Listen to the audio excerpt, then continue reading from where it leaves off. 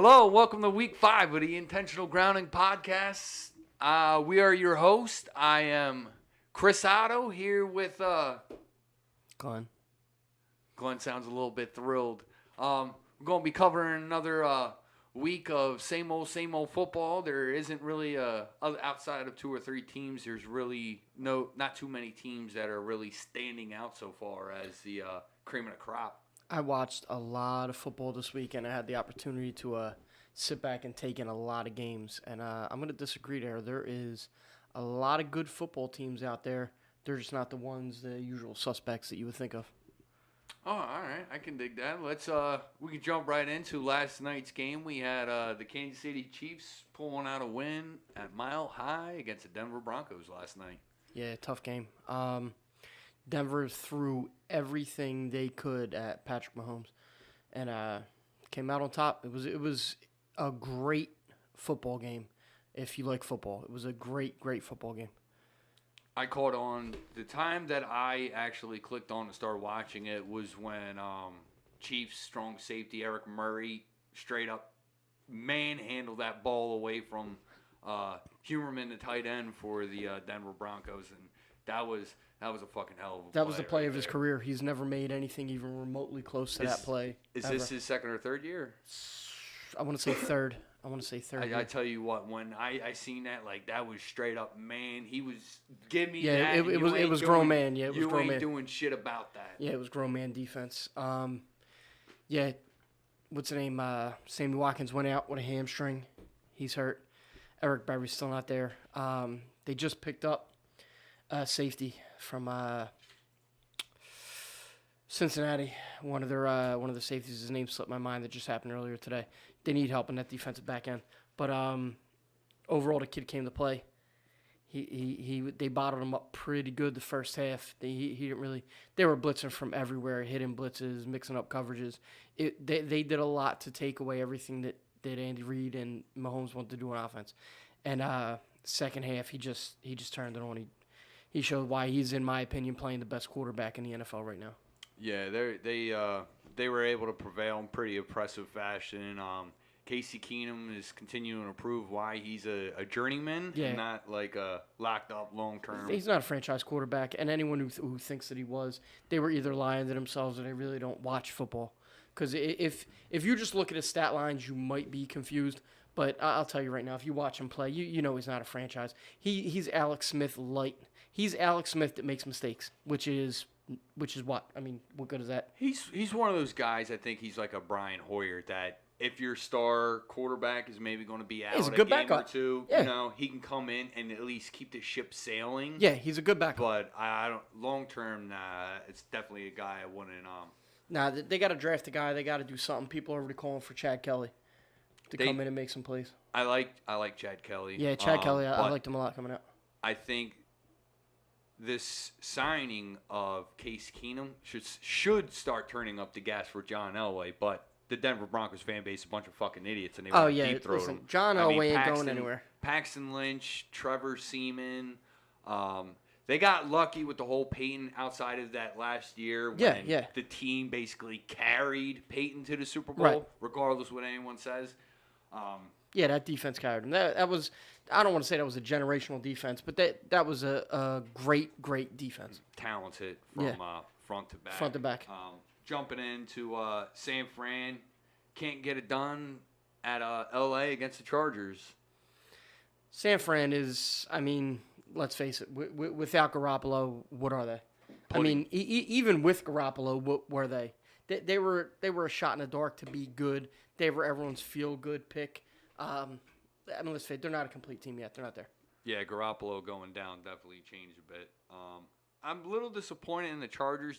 They're still kind of showing that they're just the same old Chargers. That they're not going to, very rarely do they blow out teams anymore. I mean, once in a blue moon, they'll maybe light it up for a little bit, but just scuttling away with a, what was it, 2 points, 29-27, a 2-point win over the San Francisco 49ers. They should have. They were up early, and then they let San Francisco come back into it.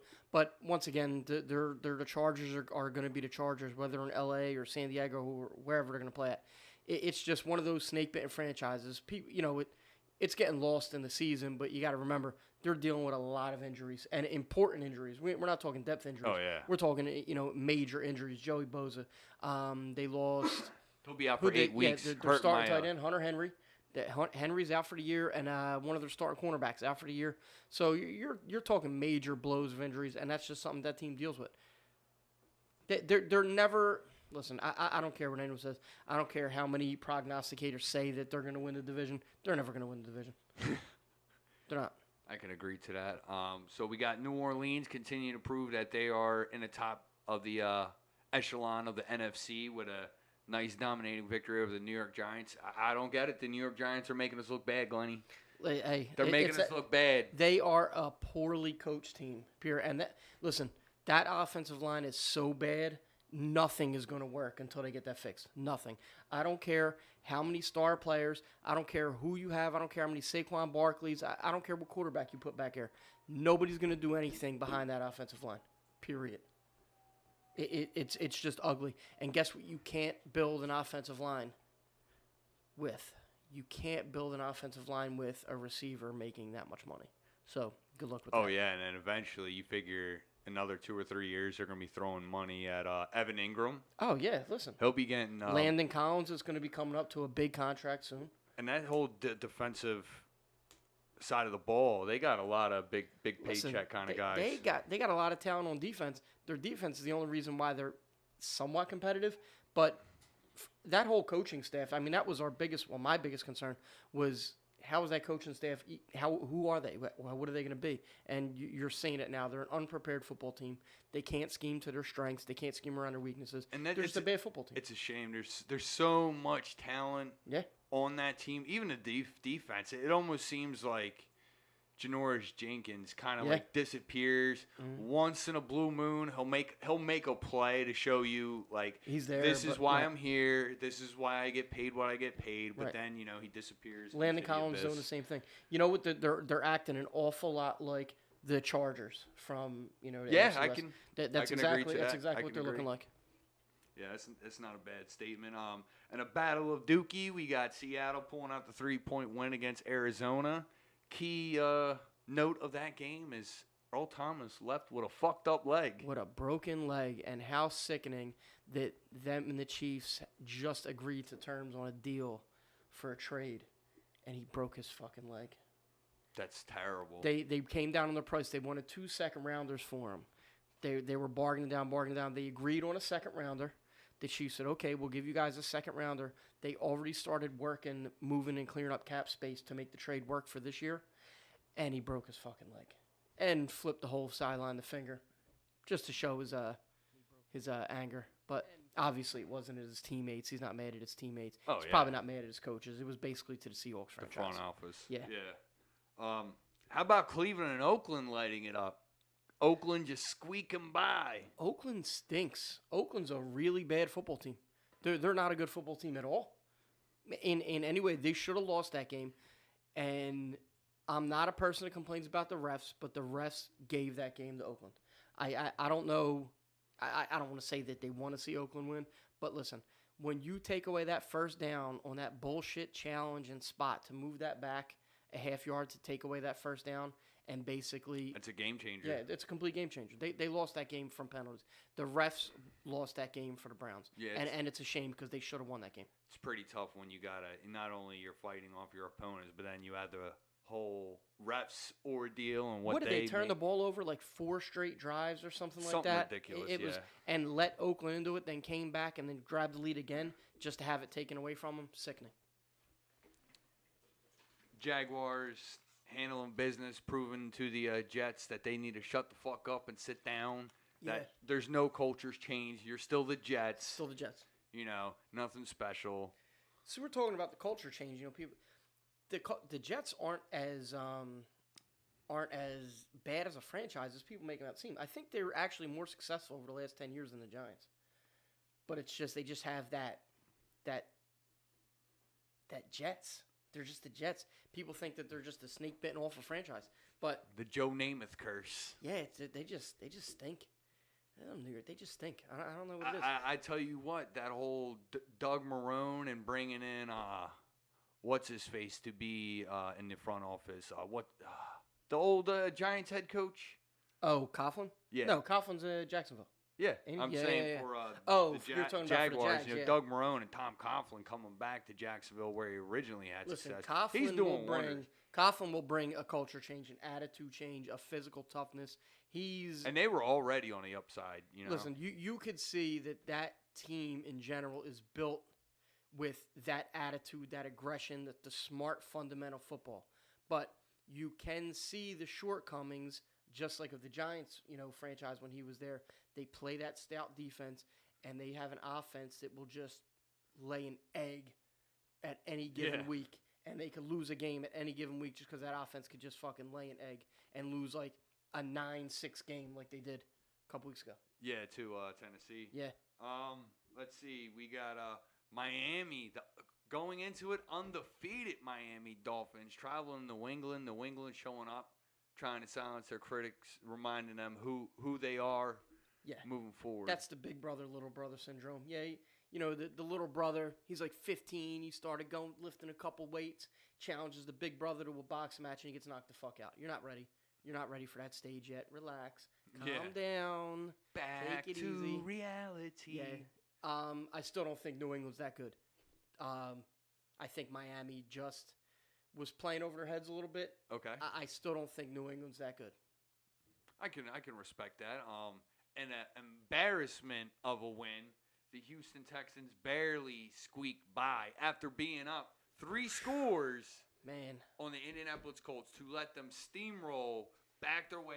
Andrew Luck just doing whatever the fuck he wanted. Yeah, I was jumping between games. I was trying to watch a lot of football, more football than I would typically watch because the Chiefs played Monday night, so I got a chance to sit back on Sunday. I was watching football with my son all day, and I actually turned the game off and started perusing around to the other games, some of the closer games. And I look back, I was just checking scores to see which game I wanted to tune into, and seen that and said, what the fuck happened? So if you watched it, let me know what happened in that meantime, because I shut it off when Houston was comfortably. And Houston was comfortably in the lead, but I got to say, it wasn't convincing how they got comfortably in the lead either. It wasn't. The big key is just a lack of competent running backs. There's no running back that can come in, chew up clock, because they were just essentially driving downfield and scoring. But it was almost like playing Tom Brady. You give him enough time, right. Yeah, he's gonna march up and down the field and have his way. I mean, it was the fact that they won and pulled out the victory was pure luck. I don't care what anyone says. Your quarterback gets sacked 7 times, and it's issues across the board. You could blame the offensive line, but a lot more of it, I will say, was Deshaun Watson holding on to the ball too long, right. Trying to. Sometimes he's trying to make plays. Yeah, sometimes he wants to go for the win right then and there when it's like. Listen, don't have to. It's a good trait to have. It'll definitely win you more games than it'll lose you. But at the same time, he can't with that offensive line. And Fuller, correct me if I'm wrong, Fuller got hurt again? Yeah, he got dinged up a little bit. So Fuller was out, and he could only go to Hopkins again. No, he was going to rookie Kiki Kute, who's towards the end of the game. Only highlighted of the game. It seemed like to me he was locking on Absolutely, Hopkins. Yeah. I'm talking about late because I did tune back in. Talking about late, it seemed like he was keying back in on Hopkins. And listen, there's way worse options than throwing at the fuck Bernard. Oh, Hopkins, yeah. Because he's just Bernard Hopkins, I call him DeAndre Hopkins. Listen, he's a stud. We've talked about before. He's my favorite receiver. But that game. Can we talk about Andrew Luck's arm for a minute? His arm is not the same as it was. I don't care how much they say he's healed from that shoulder. Yeah. He is not healed. He might be physically healed, but there's something wrong with his motion. There's something wrong. He doesn't get velocity on the ball. Passes are inaccurate. His delivery looks funky. He's never going to be, unless this is just he's still working through it. If this is going to be his mechanics from now on, he's never going to be that effective. Hey, one of the things I've been saying was I'd be shocked if he. I'm surprised he's throwing right we have now, this debate. like legitimately. Yeah. And now, I don't know if this is in spite of how bad the Texans are playing, but I mean, he was moving the ball, but it's not Texans are playing bad football. It's that not, defensive backfield is It's not the good. Andrew Luck of old. No. But I mean, the Andrew Luck of old, I think, would have won that game pretty easily. Oh, absolutely. The fact that he was carving up is just an indictment on that Texans defense. I agree with that. I think on that defensive back end, there's holes everywhere. Oh, absolutely. Big loss with Aaron Colvin going down. So in the what I think was the shocker of the weekend, Philadelphia Eagles blowing it in overtime against DeMarcus pass myself the fucking ball Mariota. This is another one of those teams that I'm talking about. They're a pretty good team. That Tennessee team, whether you'd like to admit it or not, I know it's a division rival. That's a well put together football team. That's a tough team. They're going to be a tough team to beat all year, and you don't want to see that team in the playoffs. They're a good football team. They're very solid. They're gelling together. I don't think they're talented. I think them being tight and on the same page as a team supersedes their talent. I think they're playing higher than they actually should be. But they're beating good teams. That's what separates them. They beat Jacksonville, who could be considered the best team in the league. They're up there, definitely in the running. They beat Jacksonville, and they beat a very good Philadelphia Eagles football team. So here's my thing with them beating Philadelphia, and it's going to play a role in my prediction for this coming up week. Teams are going to catch the Eagles. This is the time when you catch the Eagles. The Eagles are wounded. They're trying to get Carson Wentz back into playing, because he hasn't played since, week 11, week 12? I think week 11, week 12. Roughly around there. No preseason, no real time in TC. He's still shaking the rust. If anything, I think they're wounded. Right. He's still their better option than Nick Foles. I think now is the time that teams can capitalize. That was one of the things that led to success is Vrabel and that Titans defense was blitzing the fuck. Listen. And that's normally one of Carson Wentz's bright spots is he can pick up a fucking blitz. Well, this is touching on what I noticed about Carson Wentz, and I'll tell you this. He might be physically healed, doctors cleared, but when you're watching him, he's stiff.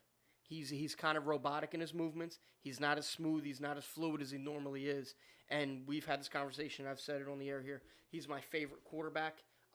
He's replaced now by Patrick Mahomes for obvious reasons.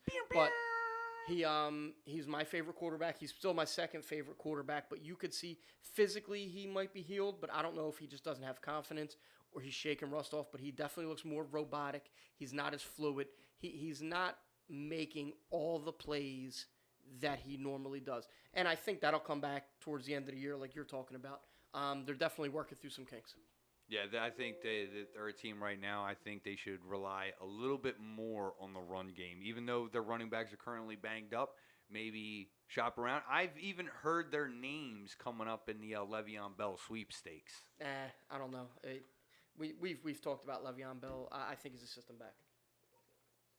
We got our first chat. All right. Mike Stan, he said, "Get a haircut, Chris." Hey, Mike Stan, mind your fucking business. Just so you know, Mike, we talked about this off air right before I told him he's got to clean the fuck up. All right, jumping on to the next game, the Buffalo Bills, and no fucking surprise here, lay an egg against who I was hoping was the worst team in the fucking NFL, but they got luck. And they ran into the Buffalo Bills, the Green Bay Packers, 22-0, convincing win over the Buffalo. Boy, I love losing Super Bowls. Yeah, it is what it is. Green Bay's not a good team. Buffalo's the worst team, and you kind of got to leave it there. Aaron Rodgers is clearly hurt. Anyone within that organization really needs to step in and take him off the field because he's going to fuck himself up. And bring in the Sean Moneyman Kaiser. He fucking stinks. Dreams can come true. All right, in another battle of the doo-doos where someone unfortunately had to win, Dallas comes out with a 2-point victory over the Detroit Lions. Yeah, Dallas, now you could start to get a really good read on who teams are, what their identities are. Week 4, Dallas has got a strong defense. Their defense looks good. They beat a bad Detroit team. Detroit's one of them teams that you'll never be able to get a read on them.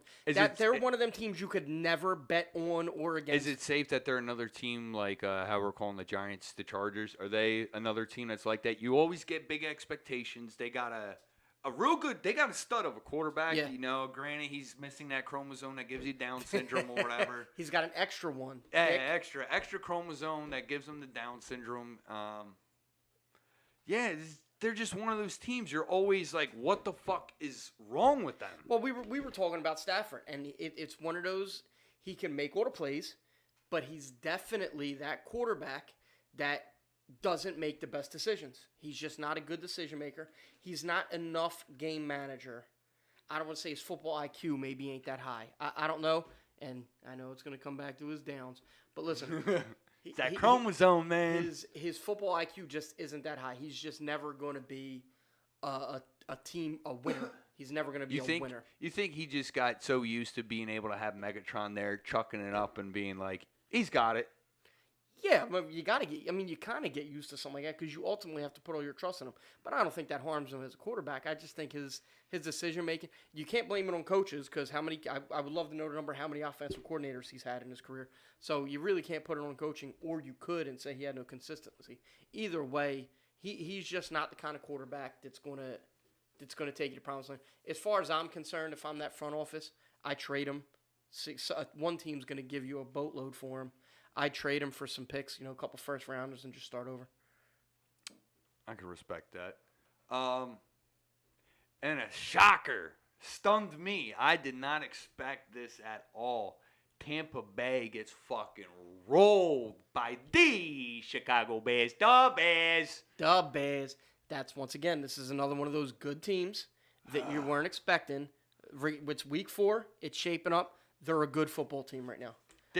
That defense is scary at all levels. Oh, absolutely. The defense is scary. Trubisky, if he could elevate himself to Alex Smith plus, which I think he can be, then they're going to be trouble. They're going to be a tough team to beat. That's another good football team. I like to refer to him as Mitch Fitzpatrick because he reminds me of Ryan Fitzpatrick, where he'll have great games, but then he has that game where it kind of reminds you. Yeah, I mean, he's still young, and it's his first year in this system with this coach, and it's not an easy system to pick up. 19 of 26, 354 yards, 73.1% completion percentage, 6 touchdowns for 154.6 quarterback rating, whatever the fuck that means, because they change it every 2 or 3 years. That's my high IQ player of the week. IQ? Fucking Mitch Trubisky? Mitch Fitzpatrick Trubisky. And Tampa Bay, yet again, proving why they're a fucking terrible franchise. Because you know what?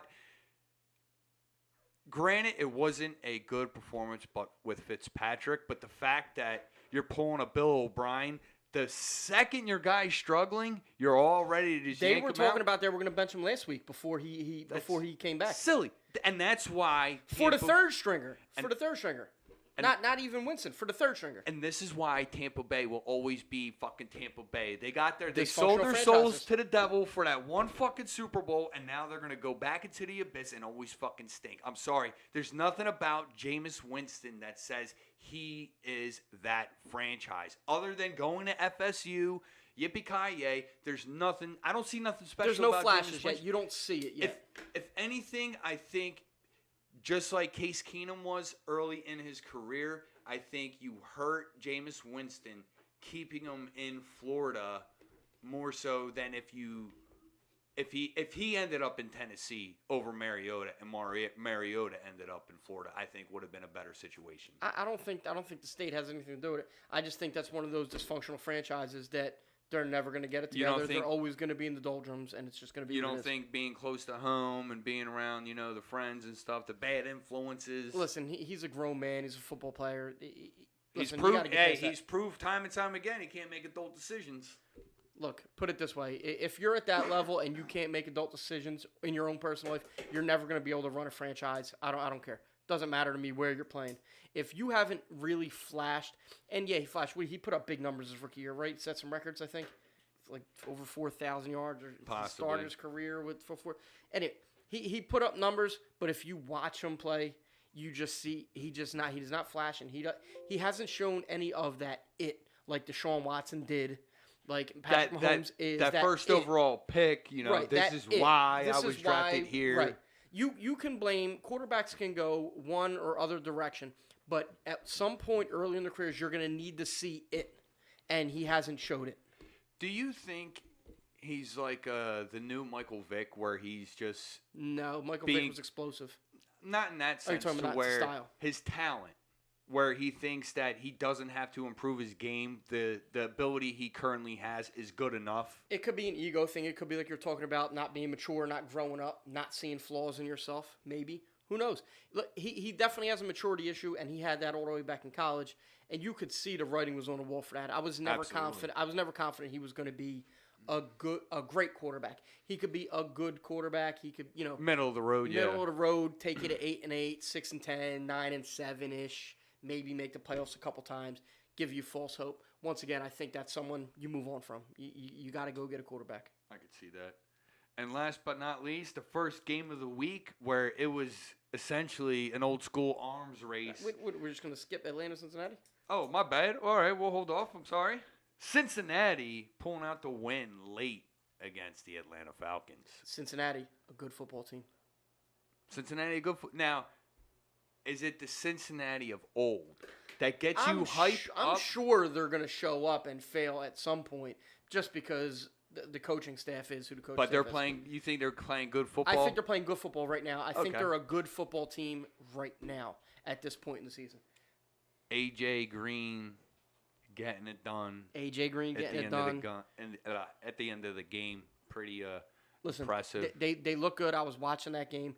They looked hands down better than Atlanta. You know what? They're playing just good enough to where Dalton and Marvin Lewis are going to get a fucking extension. And then it'll be like, surprise, motherfuckers, it's us. It's us again, right. They take their mask off, and it's still the Bengals. Yeah, they take their mask off. It's really Marvin, and Marvin's really Andy. Terrible. No, Andy Dalton takes his mask off. It's still Andy Dalton underneath. Yeah. So we'll jump into the, now we can jump into, after I jump the gun, into the arms race of the Kirk Cousins-led Minnesota Vikings, coming up short against the L.A. Rams. I was up in the air on this one. Yo, that was you want to talk about a fucking game? Yeah, I watched it. I was up in the air on this one. I wanted Minnesota. I thought Minnesota was going to win this game. I wasn't here last week because I was under the weather. If it was my prediction, I would have guessed Minnesota. Yeah, I incorrectly did. I thought that they had enough offense to get past the injured, the banged up Rams defense. And the Rams offense, I was still on the fence about it. I figured Minnesota's D was going to have a rebound game, even though they're missing Everson Griffin. Well, D was optional in this game. It was almost like, if you feel like playing this drive, play. If not, fuck it. Let me tell you something. The Rams, as far as I'm concerned, are a fraud team. You think they're a fraud? I think they're the elite, top cream of the crop. I'm going to tell you why I think they're a fraud team. Give it to me, Daddy-O. That defense is slow. Yes, that defense is I slow can agree to that. At every level. That defense is dangerous slow. If you play a team like Atlanta will torch that Rams. You play a team like Minnesota's got the Chiefs, though. They were getting it done. But you had Kirk Cousins. I'm talking about a team with a quarterback that could dissect that defense. I think what hurt them in the end was the lack of run game for Minnesota. At one point, they just stopped running the ball to where. Granted, well, look, it's hard to run against the Rams, which I would say their only strong suit is stopping that run because they're big and strong in the middle. But they have no speed on the edges to get after the quarterback, and they got no speed in the defensive backfield, and their linebackers stink. So as far as I'm concerned, that's just a Wade Phillips scheme defense, and Wade Phillips can be exposed. His defenses can be exposed, which they usually do in big games. Yes, sir. I'm convinced that this Rams team they'll probably run through undefeated, maybe lose a game middle of the year, maybe late in the year. 13-3, 14-2, I think is realistic. But I'm thinking, I think they drop one game in the regular season. You're saying 15-1 for the Rams? I think they're going to go 15-1, maybe 14-2, and I think they're a one and done in the playoffs. Wow. That's what I'm bringing the heat. I think this team, the offense is legit. First off, Jared Goff is the most accurate quarterback in the NFL. Right now, how he's playing, at least right now. He's hitting darts. Until you either get him off his pivot, maybe disrupt some timing. But the passes he's throwing, I haven't seen a quarterback that accurate with passes since Kurt Warner. And with guys like Cooper Kupp. Cooper Kupp's got hands. I'm not saying Kupp can catch everything. Bad, but I mean, he's not. He's probably not even a top 20. He's not a top 25. Bill Belichick is beating off under the table whenever he watches Cooper Kupp play football. How can I get that white boy? How can I get that white guy that can catch? Listen, that team, I think their defense will be exposed by any true high-powered offense. I think the Chiefs, when they play in Mexico City, I think the Chiefs run the score up against that defense. I also think that they're going to run the score up on the Chiefs defense. I think that's going to be another game like this. I think it's going to set NFL record type yards and points in Mexico City. And quite frankly, well, we'll get into my predictions and I'll tell you why. But for this following week, I think that's going to be the game because it's set in Mexico. Chiefs Rams later on in the year. Make sure they avoid the steak. I think later on in the year, Chiefs Rams. I think the NFL is gearing up towards that to be like the game to hype up for international play because usually international games fucking blow. I feel you. All right, buddy, you ready to jump into our Week 5 predictions? Let's do it. Let's do the time warp again. All right, starting with Thursday night football, we got the Indianapolis Colts traveling into New England. New England. Indianapolis isn't a good football team. I don't think they have it. I think that New England's going to win, just coaching-wise. I just think they're going to get out-coached. If I'm not mistaken, Indy doesn't have that good of a track record traveling to New England, outside of the few years where they got Jim Mercy to suck off the NFL officials. Change the rules and everything, yeah. Help Peyton. Yeah. I like New England just for coaching. I don't think they're necessarily a better football team. Is T.Y. Hilton still hurt? I don't know. I just don't think that they're going to beat New England in New England. Tennessee traveling to Buffalo. Tennessee is gonna win that one easily. I'm gonna go with Tennessee as well. Buffalo. That Josh Allen kid's gonna be so shell-shocked. Yeah. So shell-shocked. Yeah, that Tennessee. I said earlier I like that Tennessee team a lot. To me, I think they're a better version of the Jaguars. I wouldn't be surprised if this is another goose egg for the Buffalo Bills. Oh, I see it. I could see that for sure.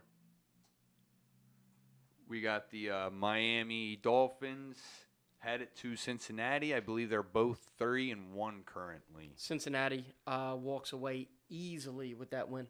I agree as well. So far, this is bad because you stink at picks.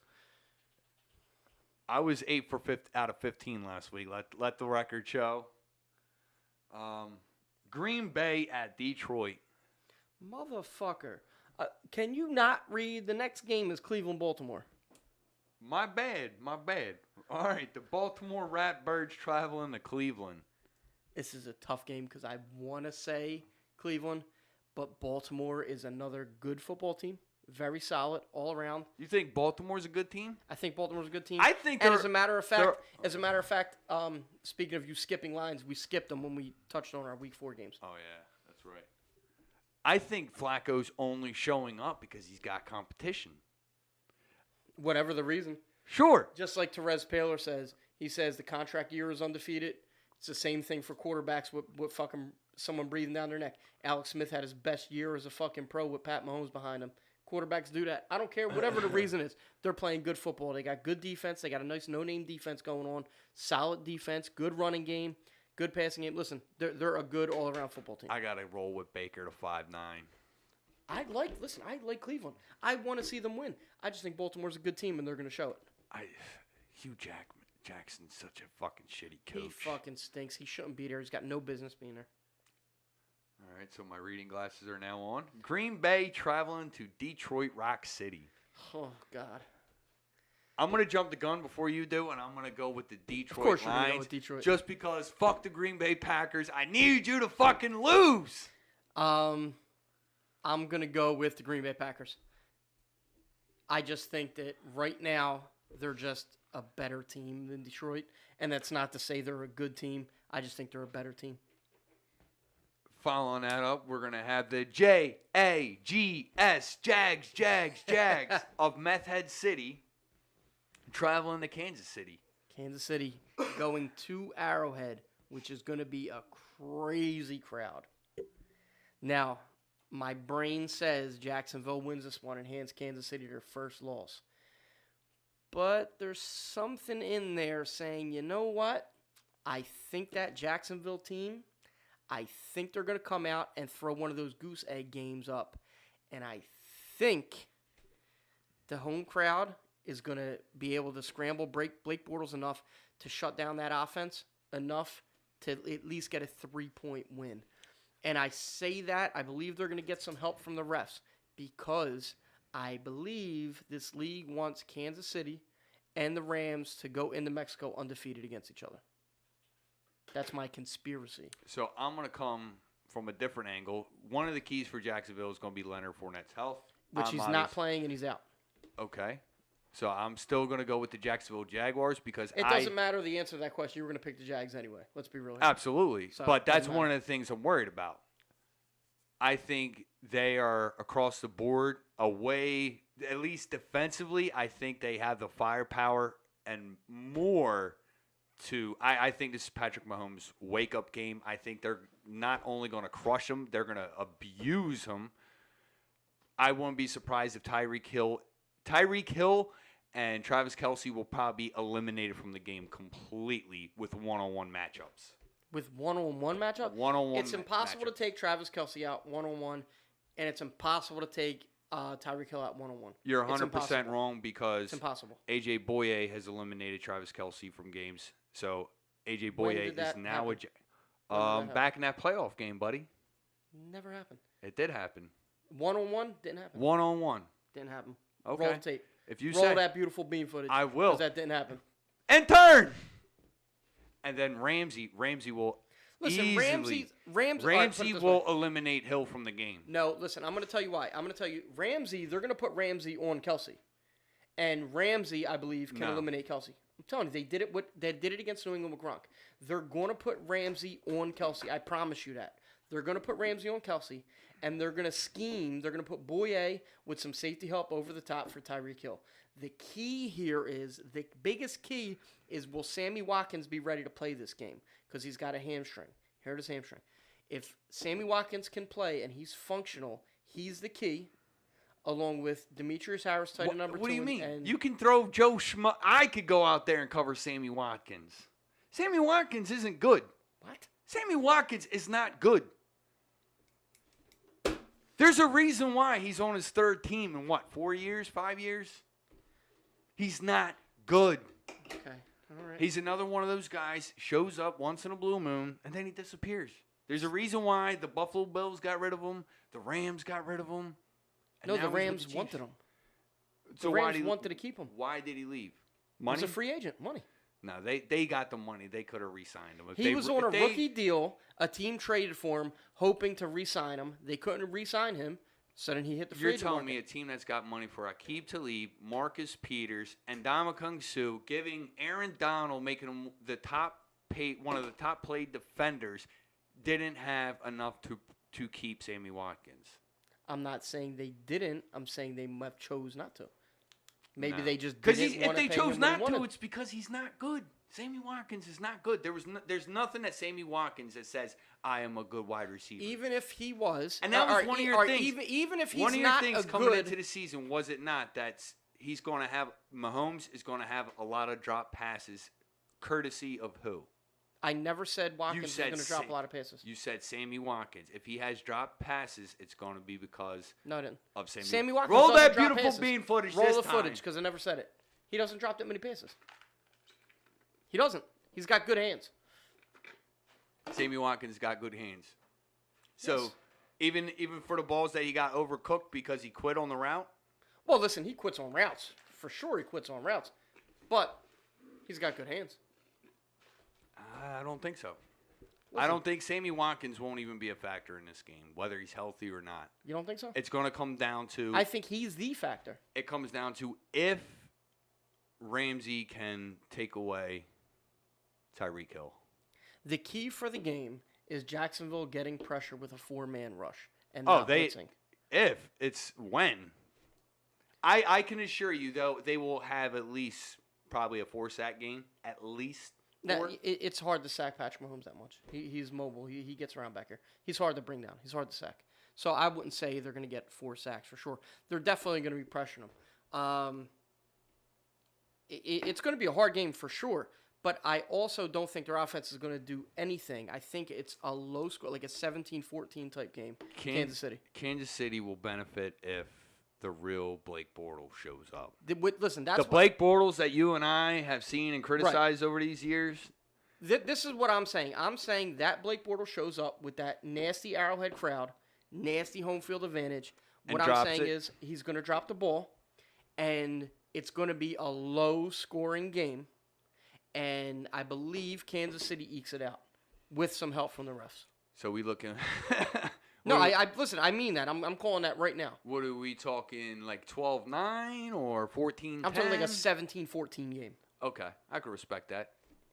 Listen, I'm not saying they're you're gonna look. fit, I think it's entirely possible the Chiefs lose this game. I think it's entirely possible the Chiefs lose this game by 10 points. I think it's entirely possible, but I just think there's something in the back of my head that's telling me they win in a close one.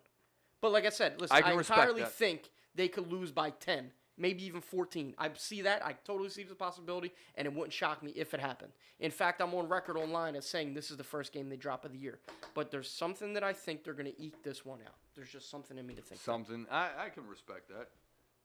About the Denver Broncos traveling to the New York Jets. Jets. Denver wins this one easily. Really? Easily. You think Case Keenum can come and handle that bipolar defense that the Jets have? Let me tell you something. Them 2 running backs that fucking Denver has, them 2 rookies, are legit. Legit.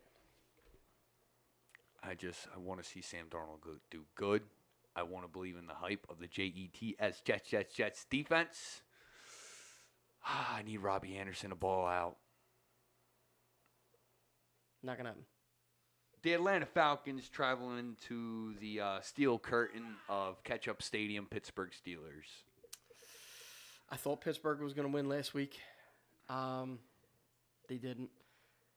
I want to say they get off the snide against Atlanta, but I think Atlanta carves them up pretty good. I agree. I'm going to have to stick with Atlanta because Pittsburgh is another one of those teams that they're getting caught at the right time for some reason. I don't know if it's because that locker room's in shambles. Oh, yeah. Antonio Brown's causing some problems. Tomlin's probably gone. I don't know if there are issues on defense. It shows you how much that defense was bound by Shazier. Listen, it's a schematic failure, top to bottom. That defense is in shambles. Actually, if you want to look at it, it was ever since Joe Hayden got there. Well, right before that fucking hair. They went and got Joe Hayden. They went and got Joe Hayden to try to fix that defense. It was falling apart before that. It hasn't been good since he's got there. Not saying he's the problem, but it was right around that time is when they identified there's some holes back there. All right. New York Giants traveling to Carolina. Do I got to pick one of these teams? I know it's one of those. I'm going to go with Carolina just for the sake that they're coming off a bye week. They got extra time. And I don't see it's getting any. I don't think it's getting any better. Unfortunately, for my prediction earlier in the season, I don't think it's getting better for the New York Football Giants. I want to say the Giants. I really do, but they're just a bad team. Carolina, just because they're coming off a bye and they're at home, so I'm going with Carolina. Moving out to the West Coast now in another game. It's why the fuck do we even have to pick these? Right. But just for the sake of having one, we got Oakland Raiders traveling to L.A. to face the Chargers. I'm going to have to go with the Chargers just because fuck the Raiders. I'm going to go with the Chargers. Well, number one, because fuck the Raiders. I hate them more than any other team. The silver and black. Oakland stinks. The black hole. I hate the black hole. I hate everybody that goes there. I like the Chargers color rush. That blue. It's pretty dope. The powder blue? Yeah. Here's something that we got to look at. The Chargers have no fans at all. I don't think anywhere. I don't think Chargers fans actually exist. I think they're government-paid spies or actors or something along those lines. I think it's conspiracy. I've never actually met a real-life Chargers fan. And if you look at the crowd in any of their games, it's always the opposing team's colors. I guarantee you, I'll bet anyone $5 right now that when they show the game this Sunday, that stadium is all black in the stands. Are you saying it's like in Madden where it's like the same 5 faces just CGI'd throughout the whole stadium? That's who I'm telling you the Chargers fans are. They don't exist. They're holograms. That's silly. And my game of the week, the Minnesota Vikings traveling to Philadelphia. I got Minnesota beating the brakes off the Philadelphia Eagles only because, as I was saying, for their struggles this week against Tennessee, I think their defense is going to show up. There might be some tape on throwing a couple extra exotic blitzes, some different looks on Carson to see if he can or can't handle. They'll test him early. I can't right now. I can't figure out a way that the Eagles would pull this one out, and it's also revenge for last year's NFC Championship game. Philly eats Minnesota alive. Philly beats the brakes off of Minnesota, and I don't think it's a remotely close game. So you're on the opposite spectrum. I'm on the opposite spectrum. I don't think Minnesota goes into Philly and does anything. I think they already got Kirk Cousins' number. I think I don't see this game going well at all from Minnesota. I think Philly wins easily, and Carson Wentz reestablishes himself this week. All right, opposite spectrum to me, but I don't know how you feel. But that was my game of the week. No, my game of the week is Kansas City, Jacksonville. All right. They should just let these guys just fucking tie the Arizona Cardinals. They should just what they should do is they should just do field goals, right? And then start them at the 5 and just move back and see who could just take field goals. And whoever makes the longest one wins in this one. I got San Fran sneaking out the win just because I think Arizona doesn't want to win. I think Arizona's going to win, and I think they're going to let Rosen show out a little bit more. I think they're going to come out there and beat San Francisco. Okay. LA Rams against Seattle. This is another chink in the armor game for the Rams. I think Seattle. How, Sway? You got to justify how. There is, outside of Bobby Wagner, are there any good players? Listen. I'm not saying that the Rams are going to lose. I need a shaky triggered screen like. Look, I'm not saying the Rams are going to lose. The Rams are going to win. Okay. The Rams are going to win. Relax. The Rams are going to win. But Russell Wilson is going to show how that lack of speed on that defense is going to be a problem as the year goes on. He's going to expose that defense a little bit. The Rams are going to win.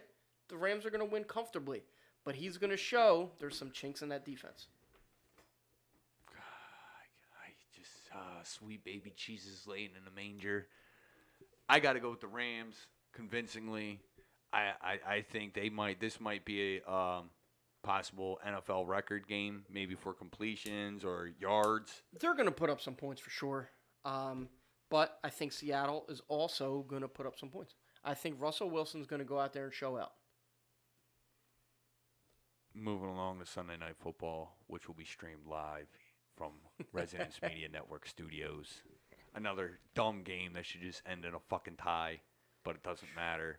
I got the Dallas Cowboys pulling out a one against the Houston Texans, only because, granted, Dallas Cowboys offense currently fucking stinks. But their defense, they got a good defense. The Texans allowed 7 sacks against the Indianapolis Colts, who have no. Can you name anyone on their defensive line? I can name maybe Jabal Sheard and Marcus Hunt, only because I watched the game. That's why I know who they are. Right. Dallas is getting back David Irving. They got Terrence Crawford, Randy Gregory, Lawrence. DeMarcus Lawrence. Yeah. They're going to run roughshod on that Houston offensive line, and they're not going to have any answer for them. If Houston is going to win this game, it's going to be because Deshaun Watson does it on his own. Deshaun Watson's going to have to win this game. And they're pretty banged up on their offensive line as well. Yeah, listen, Dallas's offense is no good. J.J. Watt seems to be coming around. Clowney started to look like a force again. I think they're going to be able to get after them. I think it's going to be a close game. This might be one of those games on who has the ball last. I think it's going to be a close game, and I think Deshaun Watson wins this one for Houston. I think he goes out and wins this one. Winning just in spite of the shitty team. I'm telling you, listen, I think it's just going to be one of those games where he just goes gung-ho, balls to the wall. He sees the season's going down the drain slowly. He's going to have to do something. I think he's going to evade the pressure because outside of that front, Sean Lee is not playing or he is playing. I think Sean Lee's hurt again. I haven't seen an injury report yet. I think Sean Lee is hurt. Dallas, outside of their front four, maybe sending some blitzes. Watson's going to get around that, and he's going to make some plays. They're going to have some guys open. With his legs, you think it's going to be like a Cincinnati game where I think he's going to be doing some running. I think he's going to be making some plays, but Kuti is going to be very tough to stop. Also, with Hopkins, Fuller, as far as I'm concerned, he's a fucking listen, he's never going to be consistently healthy. I don't think he's ever going to be on the field consistently. Kuti, I think, will be, and I think him and Hopkins are going to have a very good game. I think Houston wins this game on Deshaun Watson's back. All right. And moving along to why people don't give a fuck about the NFL and the ratings are going down because they decided that they were going to put the Washington Redskins at New Orleans on a fucking primetime fucking spot. To me, I would rather have Jacksonville or Kansas City is probably the main game on this whole schedule this week that's worthy of that Monday night. Of that Monday night spot. I mean, but hindsight's 2020 when they're making these lists. When they're making the schedule. Geez, can't they flex scheduling should be available now. Yeah, when does flex scheduling starts? Like week 9 or something? Something like that, week 9, week 10. But yeah, they should start making that available. I can't go against Drew, soon-to-be MVP 2019 or 2018 MVP. And you're going to see the stark contrast of real quarterback versus fucking Alex Smith in this game. You're going to see it. It's going to be awful. It's going to be awful. I got New Orleans comfortably. Oh, absolutely. Comfortably. I mean, I'd be surprised if they score 2 field goals for Washington. No, they're going to score more than 2 field goals. Alex Smith is definitely going to move them down the field, which he does, because New Orleans' defense stinks. Let's not forget that. Their defense stinks. That's true. They're probably going to score a lucky touchdown. They'll probably get 1, and then 2 field goals. So you're looking like a 31-13 kind of game. 31-13. Not bad. Bye week this week was the Chicago Monsters of Midway Bears, led by Mitch Fitzpatrick Trubisky, and the Ryan Fitzpatrick bench-led Tampa Bay Buccaneers are going to be the other bye team. That's right. So we actually got quite a few interesting games this week. I'm looking forward to quite a few of them. But that Kansas City-Jacksonville game, not even just because they're my team. If you are a casual rooting fan, that's a game you want to see. If you like football, you'll definitely follow Jacksonville at Kansas City this week. And I'd say my game of the week pick, Minnesota traveling to Philadelphia, are really 2 good games. Outside of, homers that will follow their team. Baltimore-Cleveland's going to be a very fun game. Baltimore-Cleveland's going to be a fun game. I think any game Baker Mayfield's playing in is going to be a fun game. It'll be interesting if Flacco gets knocked out and Lamar gets put in. Yeah, I could see that. But, I mean, Denver, Jets, Atlanta, Pittsburgh is going to be interesting. I think that Pittsburgh defense isn't showing. Who sucks less? But Pittsburgh is one of them teams that you're just waiting for them to bust out of the slump. They run into these little 2-3 week slumps and they bust out and then they look like, oh shit, everything's fine. Kind of like New England does. They got Le'Veon stirring the pot again, talking about he's going to show up. He's going to come back. Week 7, he said, for the bye. Someone said this week or someone said the bye week. He said week 7 or whatever their bye is. I think it was week 7. He said he was going to come back. And I don't think he's going to play in a game at all. Does he get moved this week? He's going to get traded before that even comes. He's going to get traded. If you can name 2 teams where he goes. 2 teams. Let me see. What team needs a running back and is stupid enough to overpay? I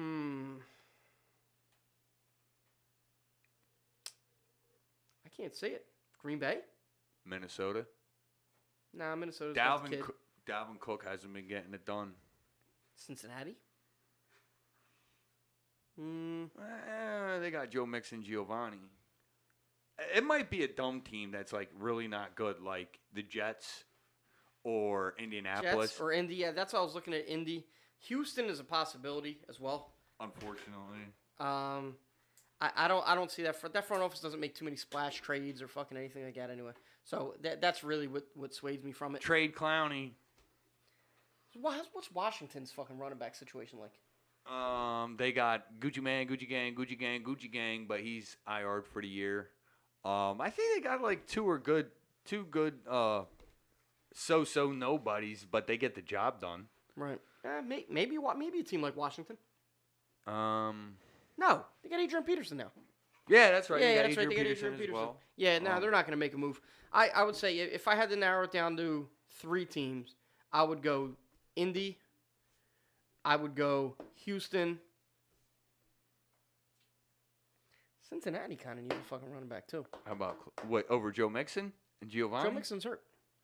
How about Cleveland? Well, he just got operated on. How about Cleveland? Cleveland's possible. I think Cleveland could be the ghost team. It depends on if John Dorsey will tolerate that type of behavior. John Dorsey don't deal with that kind of bullshit.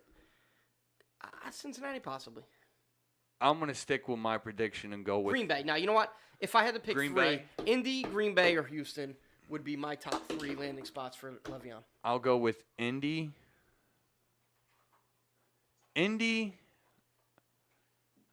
I will go with Cleveland. And how about a dark horse? The New England Patriots. Possibly. Only because I know Bill Belichick and that coaching staff could scheme the fuck out of some shit. They could definitely make use of him. And they would probably run a wishbone package with Le'Veon all the way in the back, and you got Burkhead out on the one side, and they Ain't put Burkhead hurt? Didn't Burkhead go out for the year? Or Burkhead's hurt? Shit, I might be wrong, but I think Burkhead's hurt. They got Sony Michel as well, and then they got someone else. Belichick could definitely scheme him for sure. Belichick could scheme him, but do you think Bill Belichick's going to give up the ransom that Pittsburgh's going to want for him? Last I saw, Pittsburgh said they want a second rounder and a good player. They're probably going to want someone on the defensive side of the ball. Yeah, but didn't they just give up a first-round pick for Brandon Cooks only to let him go the next year? Who? No? Yeah. So I don't think that's too far-fetched for them. They paid a nice rent. They gave up a first-round pick for Brandon Cooks. But are they going to pay Le'Veon the fucking contract he wants? You know what? Because you're not going to give up that ransom for a one-year rental. I think New England would. Pay him that kind of ransom? I don't think. Did they trade for Darrelle Revis when he was with Tampa Bay? No, he was a free agent. He was a free agent? Yeah. I could see them trading him just as a mercenary, hype him up. If you want a ring, get it, and then you're free to go wherever the fuck you want. But would you give up a ransom would you give up draft picks and a good player for him? Just to let him walk? You're giving away potential contributors, future contributors. We're not talking about a 5th-round pick here. We're talking about they want at least a second. Well, second and a good player. Belichick and Brady are coming both to the end. So I don't think either one of them gives a fuck about longevity of the New England Patriots. That's just me. I think it's more of let's get the ring, let's get history. Like I said, they gave up a first-round pick for Brandon Cooks and then let him go to L.A. or trade him to L.A. I could easily see them come in, get a healthy, fresh Le'Veon Bell. Motivated Le'Veon Bell. You put him on New England, and then at the end of the day, I mean, so what's the worst case scenario, right? Pittsburgh gets an extra first-round pick. We'll say New England's willing to give that, right? Okay. New England could possibly steamroll their way to another Super Bowl appearance. And then Le'Veon now has a ring to add to his demands. Right. I'm a Super Bowl winning running back. True. But I got another scenario for you. Le'Veon Bell, obviously he's not in football shape. He trades to a team like New England, or anybody trades for him. He goes out there, he's out of shape. He goes out there, maybe pulls a hammy. maybe sprains an ankle. That's not going to happen immediately because you know what? They'll treat him like they treated Josh Gordon, and they will walk, crawl, and then run Le'Veon. That's one thing New England very rarely does is make a move for someone and then throw him into the fire. Josh Gordon didn't look good when they played. Josh Gordon will not look good. I'm on record of saying that. Josh Gordon will not look good. And he won't look good. I can't even say it's a bad trade. They gave up a 5th rounder with the hope that once they get Amendola back, they could pair him up with the Wes Walker, Randy Moss. And Edelman's coming back. That's what I meant. Did I say Amendola? I meant Edelman. Yeah, I meant Edelman. Short white guy. Short white guys are all the same. It's like Wes Walker. I might as well said Wes Walker. I think that's probably the best scenario for all parties is New England gives up a first for Le'Veon. So they get their first round pick. New England potentially gets to walk to another Super Bowl. And then Le'Veon gets to demand more money. I can see it. I mean, who never ever knows? I mean, NFL is always silly. New England is my favorite to get any sort of player of that nature. I just don't think New England's going to give up what Pittsburgh wants. And I think if you're talking about dealing him to an AFC contender, your usual playoff Achilles heel team, I think they're going to want a lot more than New England's willing to give up. All right. If they let him walk, I think they get a compensatory pick anyway. I think they get a 3rd rounder if they walk. So they're going to want to at least improve on that. So the first quarter of the NFL is over. We're already in the week 5. The first 4 are over. Currently, I would like to know your 4 top teams to basically say it's playoff time right now. AFC Championship, NFC Championship. Who are your final 4 teams right now? Right now. I'm going to go Kansas City, Jacksonville, AFC. We're just going based on the first 4 games of the season, and we're not projecting. Correct. Kansas City, Jacksonville, New Orleans, LA, Rams. Are you in my fucking brain? It was out of Philadelphia or New Orleans. I think Philadelphia has the better defense, but they haven't looked good. That's what I'm saying. I think Carson Wentz is going to come back in. Get out of my brain. And he's going to do well. I think Carson Wentz is going to do well. But if we're only going on what we've seen so far, it's going to be New Orleans. Initially, I was going to say LA and Minnesota, but then I remember New Orleans, and I'm like, damn it, I got to go with New Orleans. And we're going on the first 4 games. Minnesota's been very disappointing. Yes. Minnesota hasn't been what we thought they were going to be. Like I said, we're not projecting. If we're only going on results of on-the-field play, they got to be our teams. They got to be. I don't think there's another option.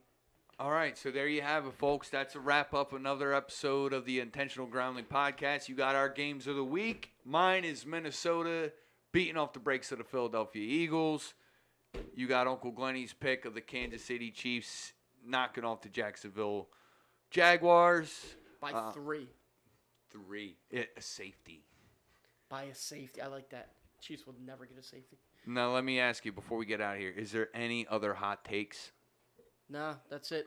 Just recovering from the vicious flu bug I got. So AIDS. Haven't done as much digging and reading as I normally do leading into one of these. So, no, I don't have any hot takes. All right, before we get in, anyone that watched today on YouTube, thank you for the watch. If you're watching it today, tomorrow, or later on after we've gone off the air, Weren't thank we supposed you. to give out the phone number for people to call in? Yeah, but our intern, a.k.a. producer, failed to project onto our screen for us, so we apologize to any listeners that wanted to call in today. If anyone's listening on Mixlr, thank you. Don't forget you could check us out on iTunes and the Google Play Store. Thank you. Good night.